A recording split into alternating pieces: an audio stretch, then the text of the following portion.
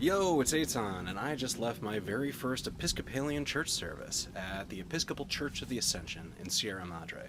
It is the oldest religious structure in Sierra Madre, dating back to 1888, although the congregation is a few years older than that, from 1885. Now, this church was built in the early days of Sierra Madre. Nathaniel Carter, the town's founder, had purchased the original 1,000 acres that turned into Sierra Madre just a few years earlier, in 1881.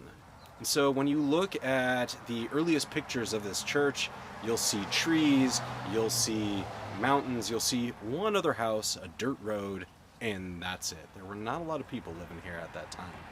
Now, this wasn't actually the first church on this site. The first one, built in 1886, was a flimsy wood structure that collapsed in a heavy windstorm in 1887. So when it came time to rebuild, the congregation used hardier materials, locally sourced granite fieldstones from the Santa Anita Wash and Douglas fir. The architect of this church was Ernest Coxhead.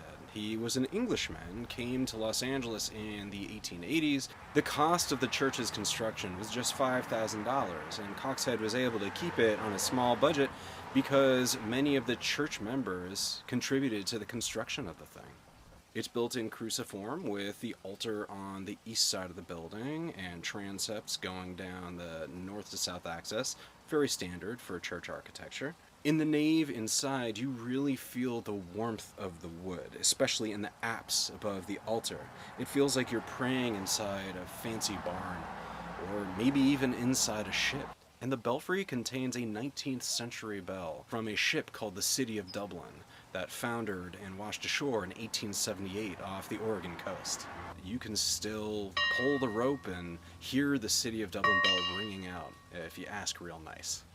As the congregation grew, so did the church. So in the early 1920s, another phenomenal architect named Carlton Winslow added the parish hall on the north. And then in the early 50s, his son, Carlton Winslow Jr., was hired to extend the west side of the church out to accommodate more seating.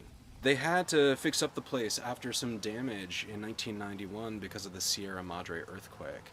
So they reinforced the belfry, which had detached from the rest of the building. You can still see the outline of where they took out a core to put in the reinforcements. So today, the Church of the Ascension nurtures the same sense of awe and the same sense of community that they would have experienced when this church first opened in 1888. Only now they have a few more neighbors. Thanks for doing LA with me.